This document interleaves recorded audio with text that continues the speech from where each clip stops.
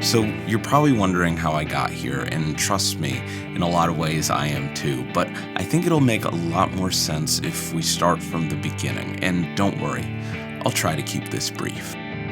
So about a year ago, I was looking for some new music to listen to, and it got recommended, I can't remember if by one of my friends or by the internet, that I check out this British band. Now, I'd heard of them before, and I knew they had a few hits, but the more I started listening to them, what I liked about them, it wasn't just their songs, it had a lot to do with the guitar playing on the songs. It wasn't super shreddy, it wasn't super technical, but it was one of those things where the guitar player seemed to play the right thing every single time, and I noticed it on every single song. Like, some of these melodies were absolutely melting my brain, and that's after only having listened to about 5 songs. I really wondered what exactly it was about this dude's playing that made him so special. And I knew that one day I would have to do the deep dive and really dissect it, so I decided, why not now? Why not go all in for 30 days learning as much as I possibly could about Noel Gallagher.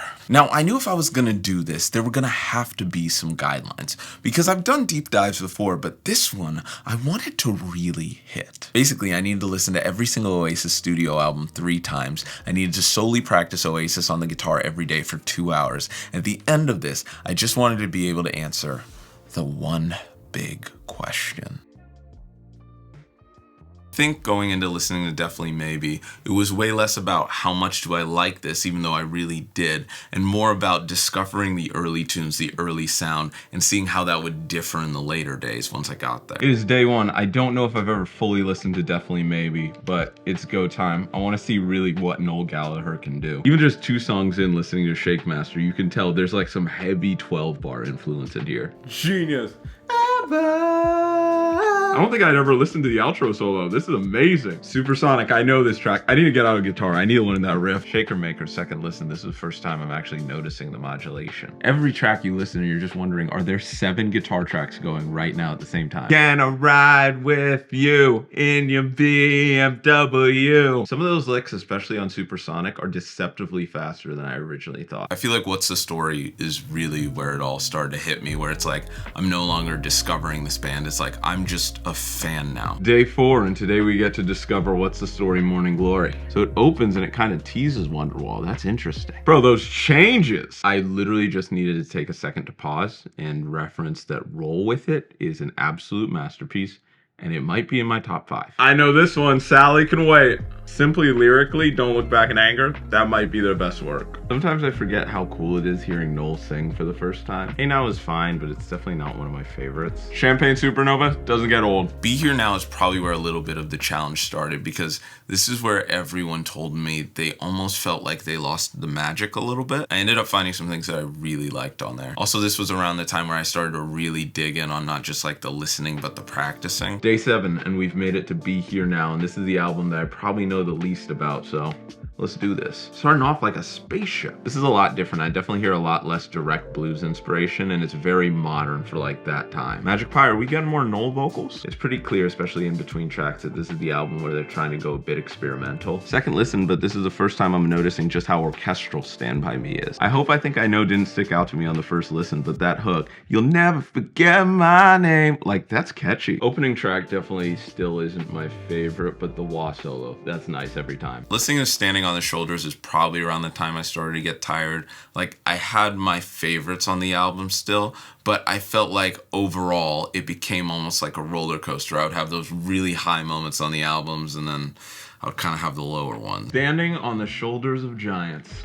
Let's see how this new Millennium one sounds. Are we starting out fully instrumental? Is that like a flute on Go Let It Out? I'm not sure if I love that. That tone at the end is nice. Who Feels Love got that reverse. Not just in between tracks, but there's a lot more experimental style guitar in the tracks on this one. A little synth panning on Little James. Gas Panic, I like that harmony. Who Feels Love, those reverses get me every time. Gas Panic has a good groove. Probably not most people's favorite Oasis album, but it does have some moments. Like, where did it all go wrong? The second and third time I'm listening to that song, I'm like, okay, I kind of really like this. Heathen Chemistry. I don't really love that name. We just kept rolling, and 5 or 6 songs deep, Stop Crying Your Heart Out, and I'm listening to this song every day, and even though I'm tired, this was a song. Heathen Chemistry, album number 5. Let's do this. Like Hindu Times, I feel like I've heard bands from this time period that were going for this exact sound. Force of Nature, it looks like we're getting more Noel vocals. Stop Crying Your Heart Out, I definitely know this one. That guitar work is legitimately perfect. Like, he's not doing too much. He's not going too crazy. It's a simple memorable. I legitimately think, like, no cap, that might be one of my favorite things that I've heard Noel play. Weirdly enough, I think this song is a masterpiece. How do you even follow that up? Wait, Noel! I kind of love this! Little by Little! It's one of my favorites so far. Oh my gosh! I like this. Who asked for a 38-minute song? It's a secret track, false alarm. If you distort the vocals on Force of Nature, it almost feels completely like a Black Keys track. Outside of these listening sessions, I love Little by Little so much that I just started listening to the song in like my free time. I gave you everything you ever dreamed of. This is where it got interesting because I knew we were close to the end. And also, this was one of the albums where going in, I didn't know a single track. I'd never heard Lila or anything. We have made it, studio album number 6, Don't Believe the Truth. Let's do it. Some of these guitar parts are very reminiscent of Heathen Chemistry. I don't know if I like Mucky Fingers. Like, I genuinely feel like Lila could grow on me. It's that time. It's that time on the album. Noel's about to sing. That progression in Let There Be Love. Oh. I like the second half of this album better. I've heard people online say Importance of Being Idle is the best song on the album, but I think Lila is like 10 times better. I wish that they had fully fleshed out the song at the end of God Thinks I'm Able when they go into like the more distorted chords, because that song is probably better than the original song. I think it felt weird knowing that it was getting to the end. I think I liked this album more than the last one, but it still felt like, oh, okay, I guess this is it now. Dig out your soul. The final day and the final album. Let's do this, son. Some of this harmony is really cool. Some Noel vocals, okay. The Shock of Lightning legitimately feels refreshing. That is without question, hands down, the best Oasis track I've heard since Stop Crying Your Heart Out. Shock of Lightning, still the favorite. On the second listen, I'm out of time. That's kind of sticking out. We've made it. We made it to the final day of the listening party. The third time we're listening to the final Oasis album. Let's see if anything changes today. But here's the thing, it didn't end with the listening party because I still had 9 days left, and I wondered how exactly I was going to fill my time if I wanted to keep studying this. And that's where I think the real fun began, because for the first time, outside of just the listening, I started to really get into the weeds of the production and the tone, and some of the nuances that I feel like you can really only get to when you're not afraid to get like a little bit nerdy. And it came from a variety of different sources, from the hours spent on the internet to the times when I started inquiring of friends. And that's where I feel like it really started to all come together. I really think that the songwriting and the structure is my favorite part, and how accessible the music is to maybe people who are starting out. So, like I said, my favorite Oasis song written is probably Half the World Away.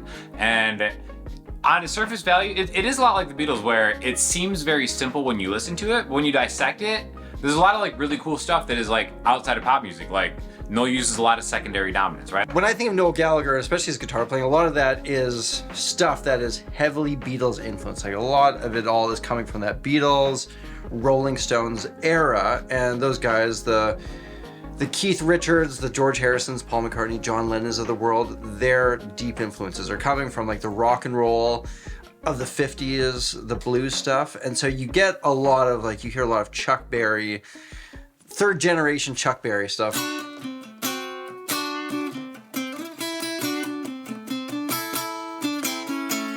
Like that could be right there. That could be Chuck Berry, that could be Keith Richards, that could be Noel Gallagher playing. And so a lot of it all ties in to that 50s rock and roll stuff, the stuff coming out of Memphis, the Sun Records sound. So I had taken all this in, and it was quite interesting how it was going to actually apply to the tone, because this part is essentially the last thing that I did. While I was listening and practicing, I was always using some variation of the katana and VSTs, but once I started to get more into the weeds, that's when I got a little bit more detail. I felt like the Marshall sound, even if that wasn't the exact one that he was using all the time, could get me pretty close. So basically I started with the 355 and a JCM 900 that I found in Tonex, and all of this knowing that he used a lot of amps over the years, but I did think it did a good job, and the rest of the board was essentially a more stripped back version that was really inspired by the board that he used at Nebwork. And I ended up using a couple pedals that I was more familiar with and some that I hadn't used in a long time. Essentially, it was tuner into like a light amount of sustain, not too much,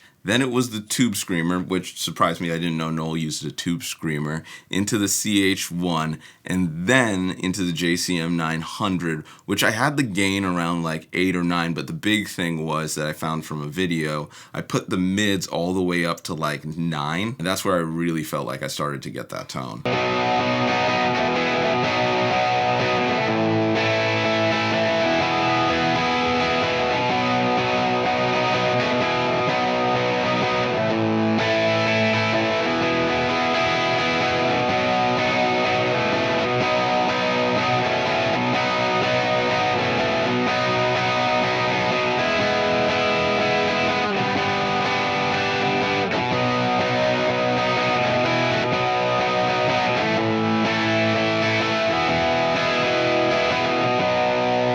Let's see how this will sound over some of the classics.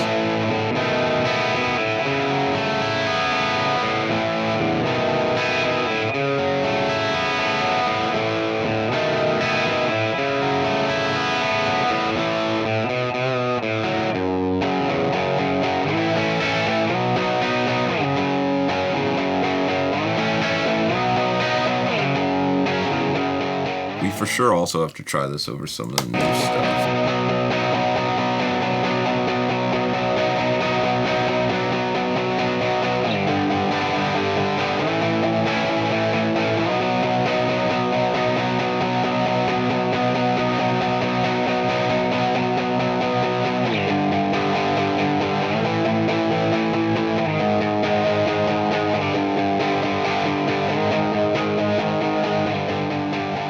So I've done the listening, I've learned a lot of riffs, and I'm starting to get the tone, but I feel like none of this will really matter unless I actually apply it. So consider what we're about to do as my sort of thesis to all this.